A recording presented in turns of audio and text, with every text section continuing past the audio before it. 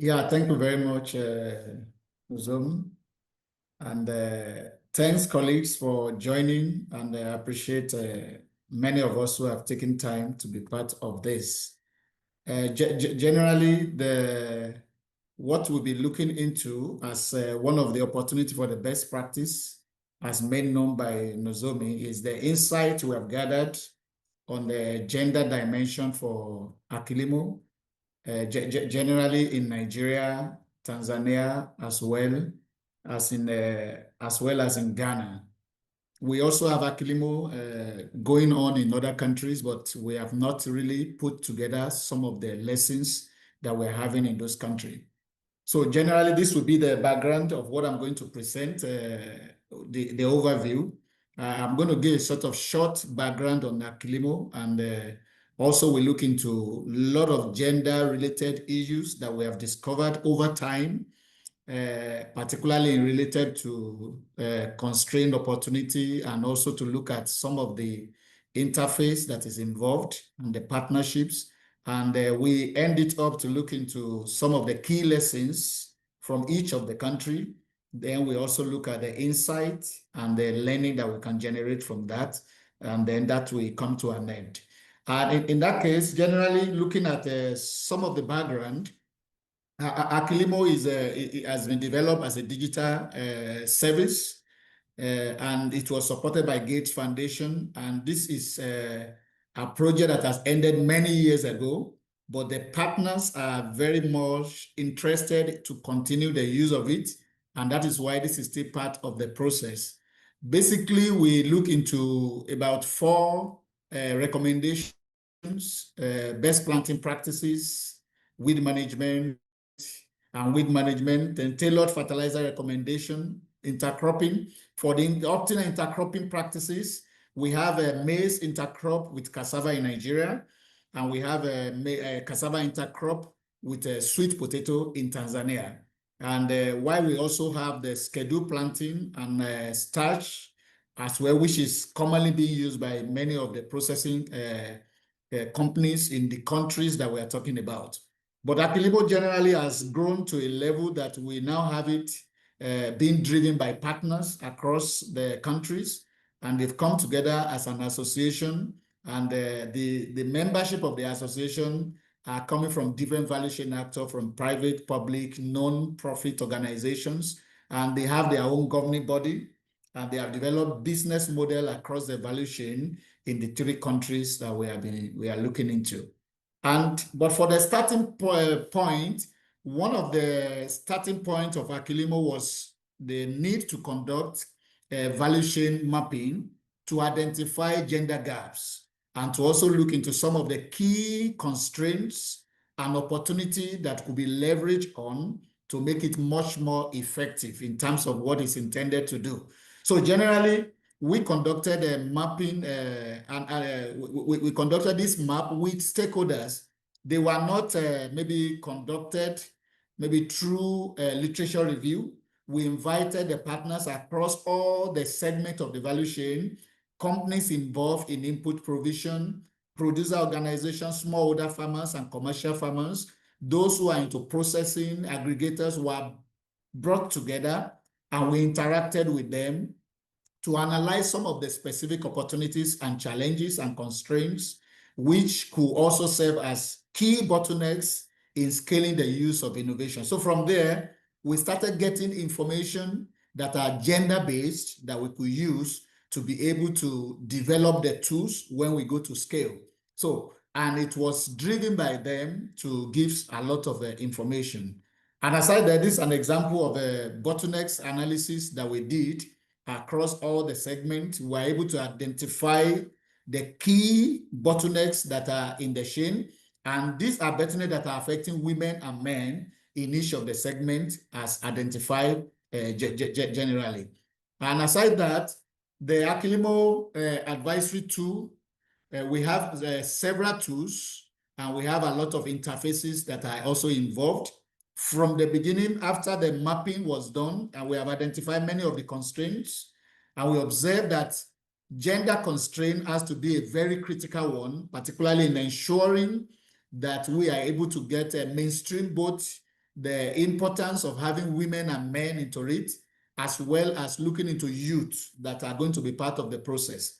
So some of the interfaces we had were paper-based guides. We have the smartphone app, chatbot through USSD, and we have SMS and IVR. Now, this came up as a result of feedback we got from the mapping that was done, and we were able to, from this level, consider the end user feedback in terms of their preference through the UX user assessment that was done per gender. So we were able to get critical information from both gender to know what are the critical things that will attract them in terms of using this tool. But they mentioned all these tools already.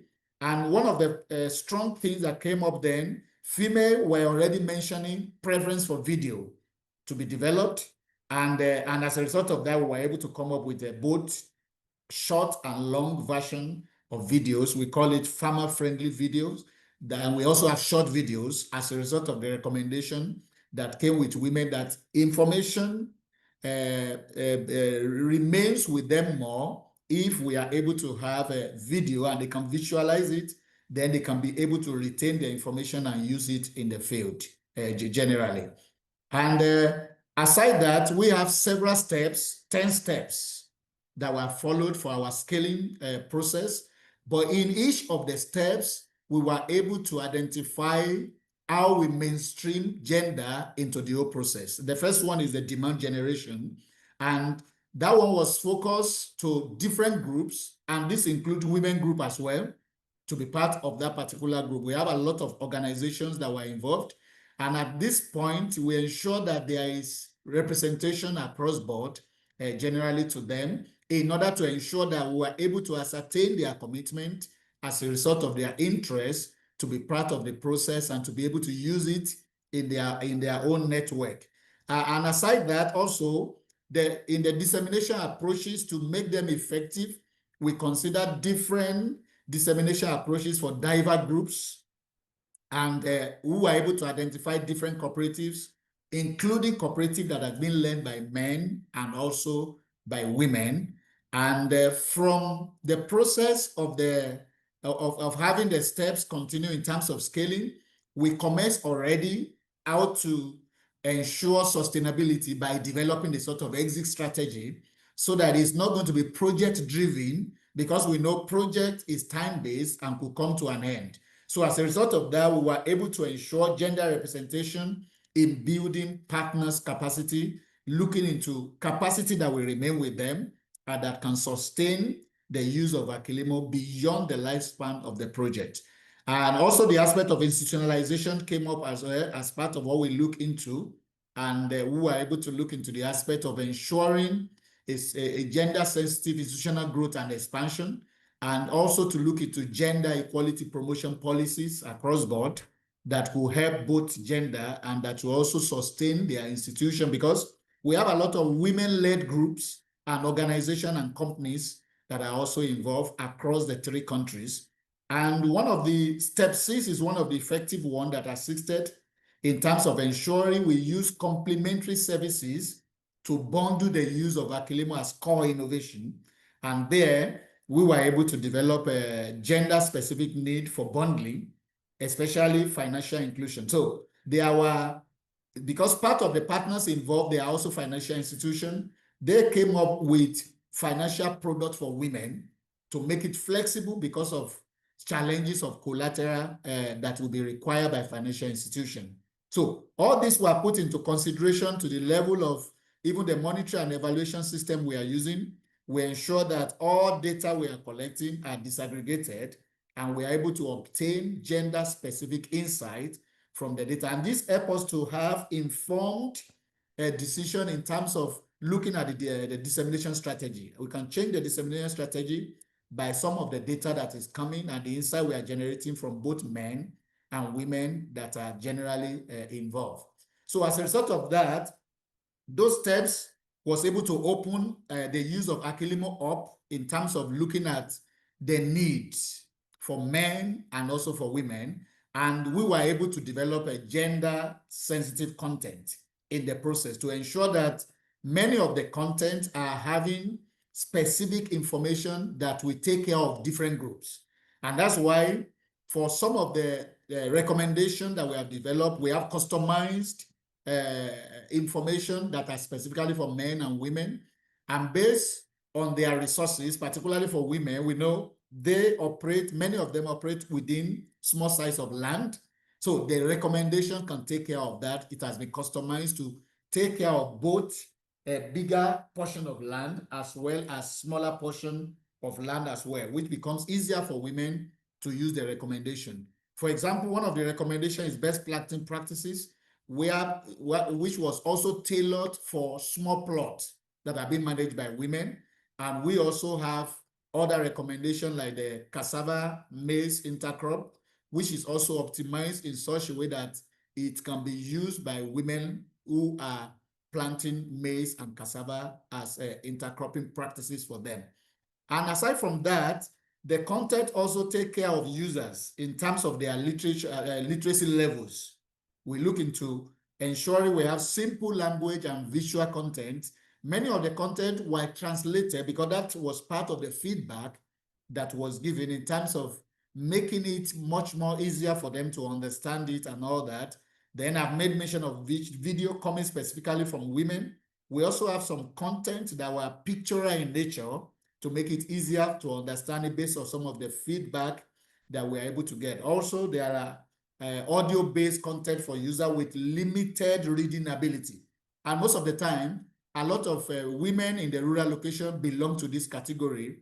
We were able to take care of that for them to become part of the process. And aside that, we did a network analysis to be able to ensure that the partners that are involved in all the intervention, they interlink with each other. We are able to identify several of them that are critical. If you look at those ones with different colors are the few partners that we started with, and we were able to work further with them to identify more partners. So we started with very few partners, and today we have more than 200 partners that are involved in AKILIMO scaling, and they are already using it in their different networks. So now this network analysis was to look at partnering organizations that have network with farmers, and they can use their recommendation, and we're able to discover a lot of them through the few partners that were involved in the development of AKILIMO from the beginning. And that is what has led to having over 200 of them. But aside that, many of these partners came on board as a result of the fact that many of them were able to resolve some of the challenges that we discovered through the mapping that was done, which I show as part of the few initial slides. They were having solutions to those challenges, and that becomes a business for them.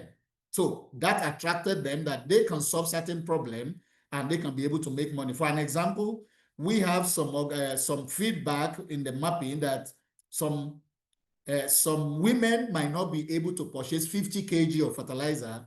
Then we have a partner who came on board to be able to come up with small packs for fertilizer so that it's accessible for women that are having small plots who that cannot afford 50 kg of fertilizer. And that was how the network analysis really assisted.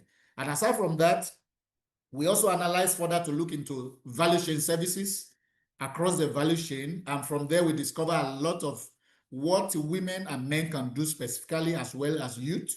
From there, we were able to have issues related to entrepreneurship for youth. We were able to see financial services and inclusion related to women and men generally.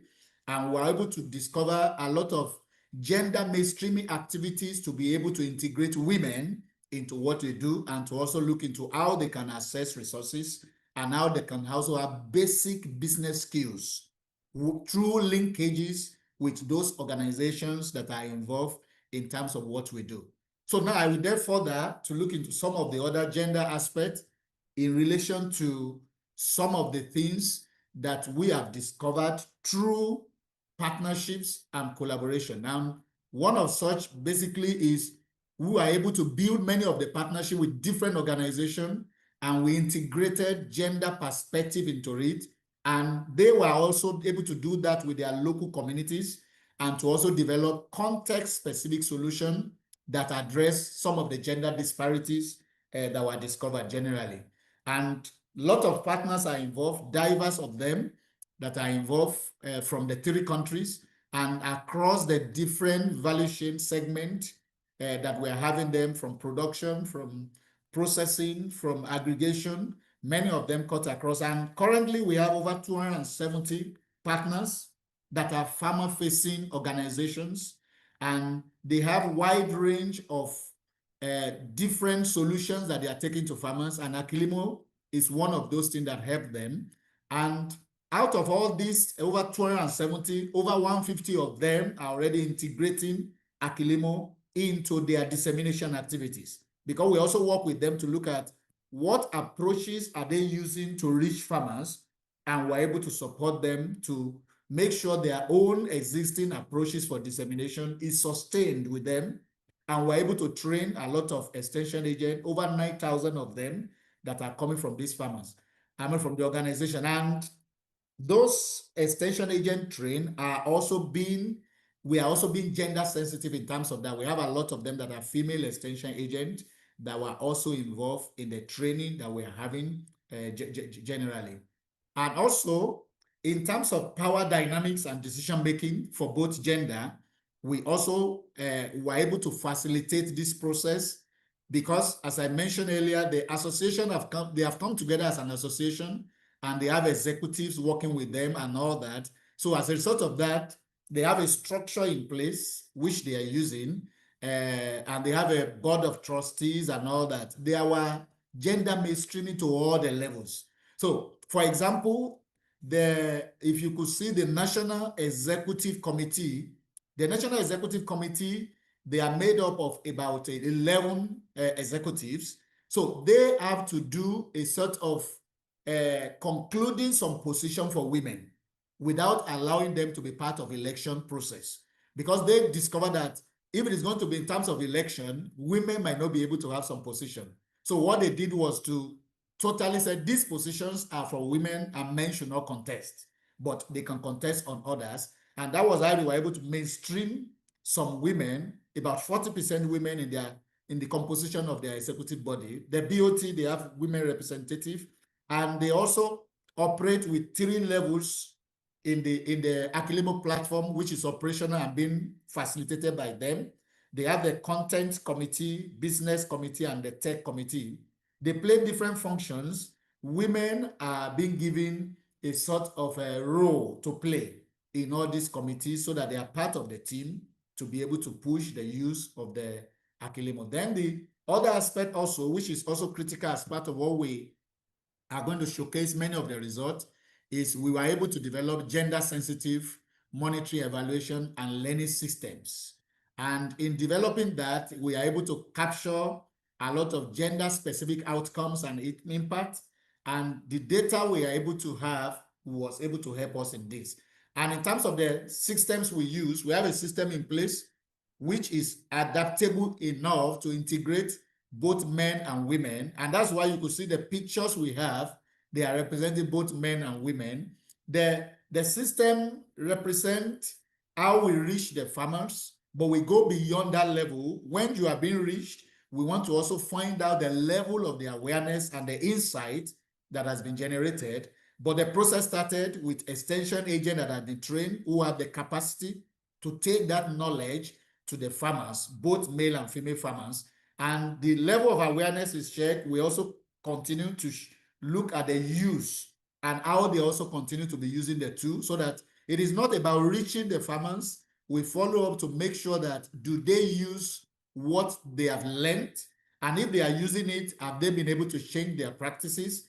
And also we're able to track some of the impact with them to look at improved yield, and we compare that with the baseline to have an idea of what improvement they are having. So basically, this system has given us a lot of opportunity to mainstream both gender into what we do, and to be able to have data collected to be disaggregated into male and female, and we can generate a lot of insight to have an idea of what specific needs do we observe in the part of the farmers themselves, and we can improve our scaling strategy as we go. And for example, over time, using the tool, we have been able to reach a lot of farmers from 2019 to date. And as you can see, we have more of the partners we have reached that they are being led by private sector organizations, and that is predominant in Nigeria as well as in Ghana and Tanzania. But we have more private sector led organization in Nigeria compared to the two other countries. And we were able to generate some of this data because of the sensitive gender systems that we are using in collecting many of these data across the year. And over time, the number of farmers that they are being reached by these organizations, they are increasing by the day, and we are tracking this to specific farmers. We have their geolocation point, we have their phone numbers, and we carry out survey regularly to look at the level of use and uptake of many of the innovations and the different use cases that they have adopted generally.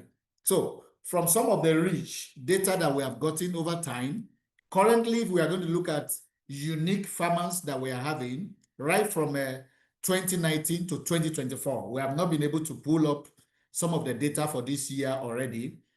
We have already over 1.8 million participants as end users, and these are cumulative from all recommendations. If we combine the 4 recommendations that we are having in AKILIMO, there's bed planting practices, fertilizer recommendation, intercropping, either maize or sweet potato from Nigeria and Tanzania, scheduled planting. We were able to have over 1.8 million end users that are currently using it, and 38% of that, they are female.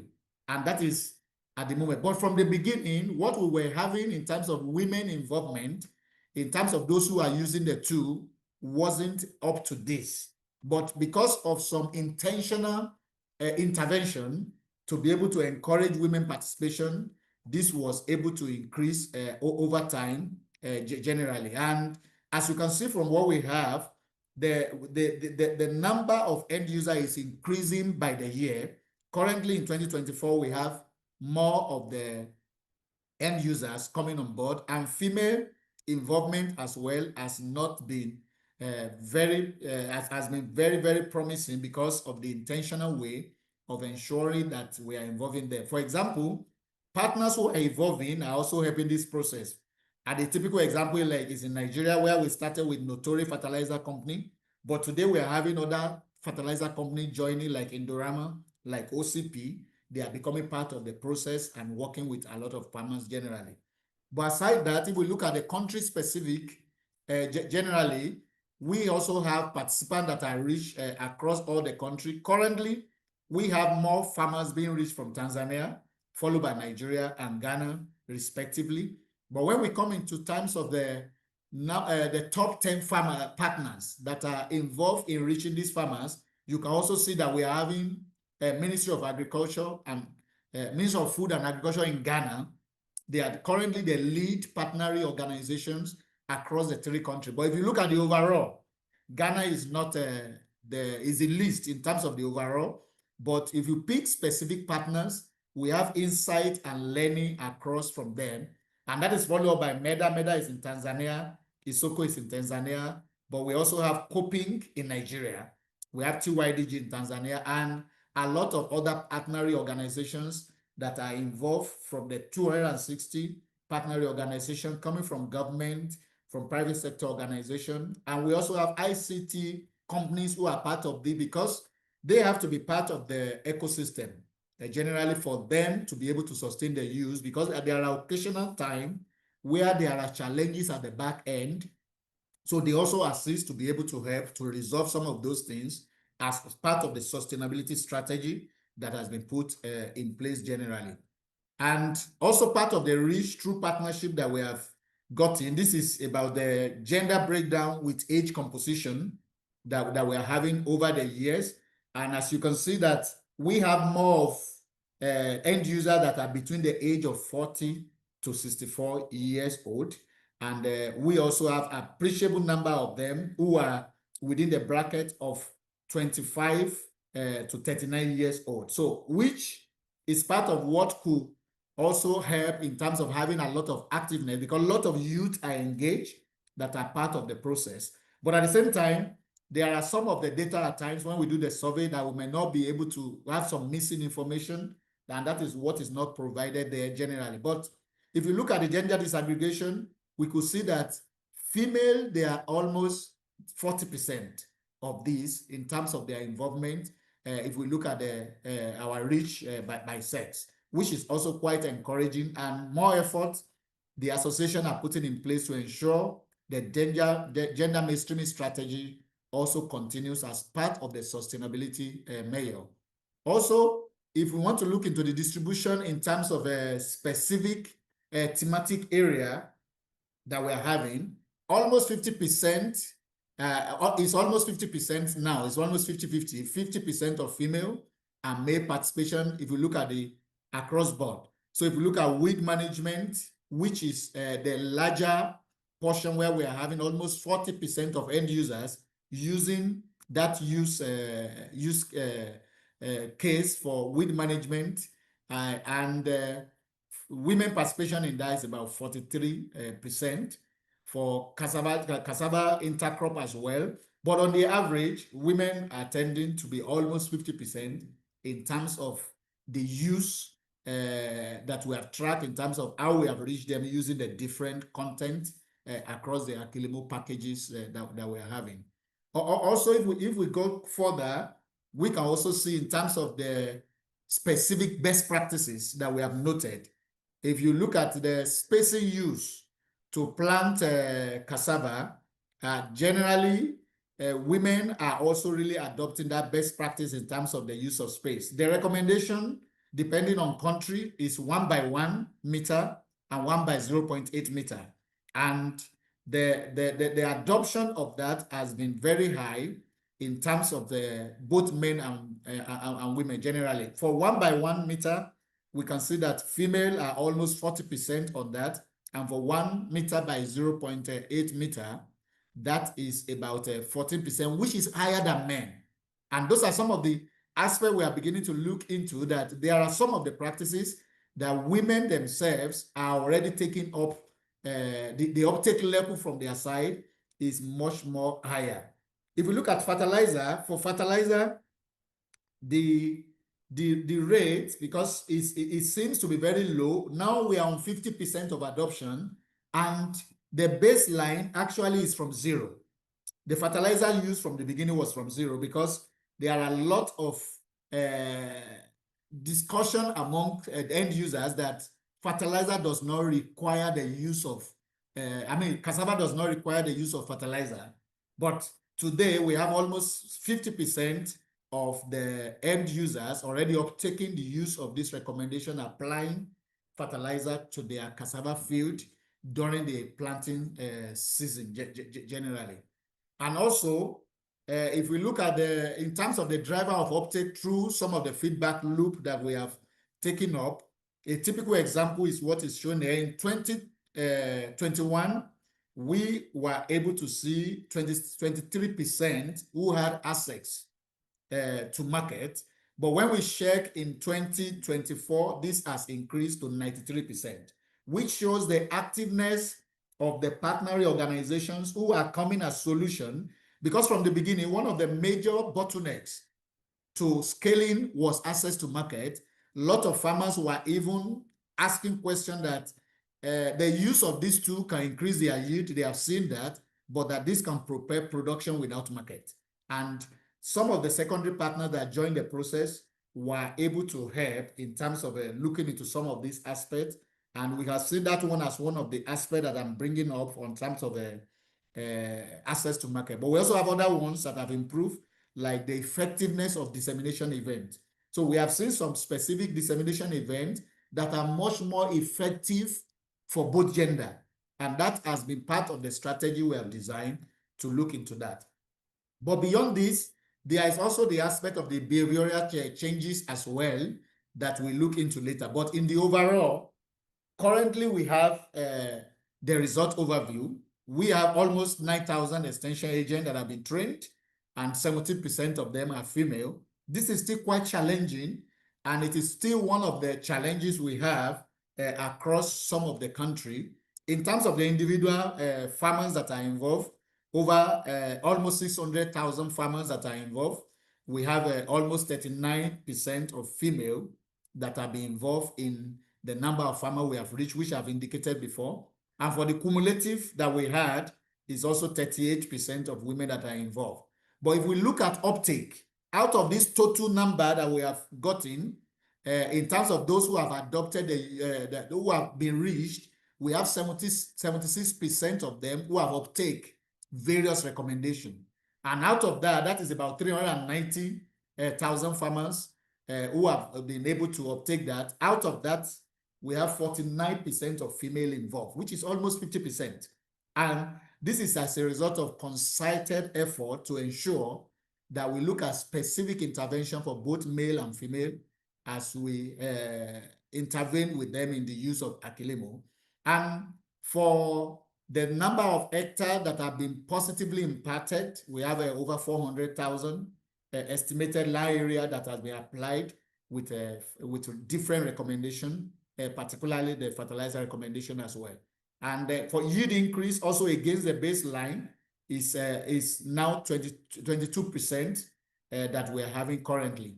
But coming into the aspect of some of the behavioral changes that we have observed, which is one of the key aspects that we have observed over time, we have been able to see that female farmers, 64% of them, they are risk averse, especially when applying fertilizer, while 36% of them are risk seeking. So which means we still need more strategy to look into engagement of women so that they can also look into the risk of using some of these recommendations generally, because this has shown that women are generally, they are more conscious with fertilizer application, and this could be maybe due to limited access to input and financial constraint, which is still some of the bottlenecks that we identified from the beginning of the intervention. If you look at the male aspect in terms of fertilizer application, you could see that we have 66% that are risk averse, and 34% of them are risk seeking, which also shows that men are largely cautious, though slightly more women fall under the risk-seeking group compared to men.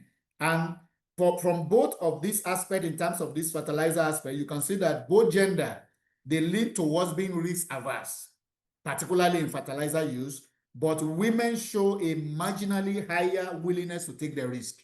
So which shows, in terms of taking risk, women are much more versatile on that. And if you look at the second one in green, that is about the risk related to plow risk classification that we look into across the gender. And for that, we are also able to observe that the female farmers, 61% of them are risk averse with plowing decision, while 39% of them are risk seeking. And this shows that also women, again, show higher consciousness in adopting plowing practices. And this is likely also to labor costs and also some of the cultural aspects related issues. But for male, 57% of them are risk averse from what we have, and 43% of them are risk seeking. So then at the same time, men are now slightly more willing to take risk in plowing than women. So in terms of plow, men are much more willing. But generally, one of the insights we have generated from this is that the gender differences are more visible in plowing compared to fertilizer use.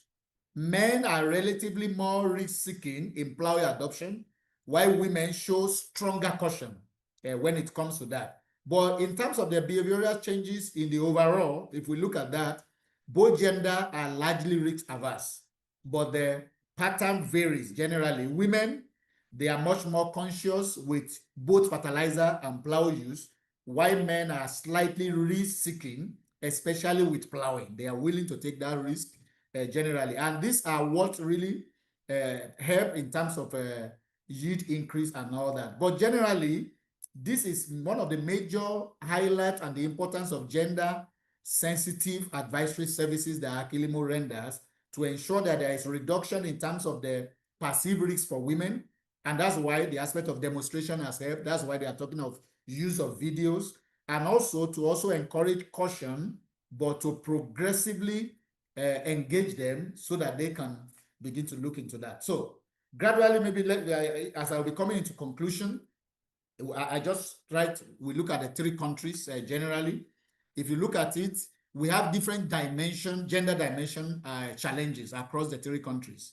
Why Nigeria women are much more faced with limited access to land, credit, and extension services because of the extension ratio, extension farmer ratio in Nigeria. We compare to men. Most of the time, you still see many of the lead farmers, they can render service for themselves. That is limited in the midst of women. And also for Ghana, a lot of cultural norms influence on women decision, particularly in terms of household choices, in terms of the farming practices they want to be involved in. While in Tanzania, majorly the challenge is heavily to production and women. In cassava production, women are underrepresented, particularly in the use of fertilizer and also under input. And there are lessons we have observed on this. For Nigeria, basically, the bundling of AKILIMO with partner-led group have actually been helping to be able to reduce the challenges in Nigeria, and that is creating opportunity for women inclusion. And for Ghana, one of the things we have observed for Ghana is that the translation of AKILIMO content into local languages has also helped women to also access agronomic advice more effectively. For men, it seems to be that they are much more versatile when it comes to that aspect, but the translation has attracted more women into that. And in Tanzania, one of the major lessons we have learned from Tanzania is the need for women association to be linked up with female extension agents. And this will help to reach more women through household or community network. We have some takeaway for each of the countries, but I'm looking at the time. But specifically, some of the takeaway will be the need to combine some of the advisory that we are having for women, aside the aspect of specific one that they are looking into. Language issue is very critical generally, and the need to also embed the use of AKILIMO in cooperatives or women group generally, and to also train more female extension agents. That will be part of what we'll be able to help.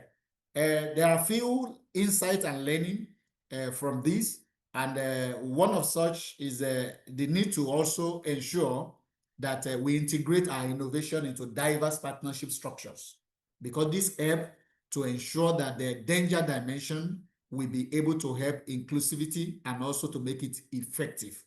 Also, there is need to also ensure that the gender-sensitive dissemination strategy is put in place, which is very key for us to make impact in some of the innovation we are looking at. This can be part of what can work for us also in SFP generally. Also, we have also observed the need for tailored training on ICT, particularly on some of the use of some of this innovation, if we want to ensure we have a sort of balance between men and women in adoption. Issue of cultural differences are there. There are a lot of contextual factors, and we want to consider that one in terms of our survey design so that we can enable some of the innovation to have high quality data that are also sensitive to some of the local norms and value. But generally, the need to have gender sensitive strategy will enable us to be able to reach both gender more effectively, and to ensure that voices of each category are being heard, and we can also be able to make it more inclusive and attain sustainability. But in conclusion, for AKILIMO has successfully mainstreamed gender into the whole ecosystem, where in terms of gender sensitive mapping, in terms of the implementation, in terms of the scaling that we have been able to roll out in order to ensure we look into promoting equal opportunity for the benefit of all. So thank you very much for listening.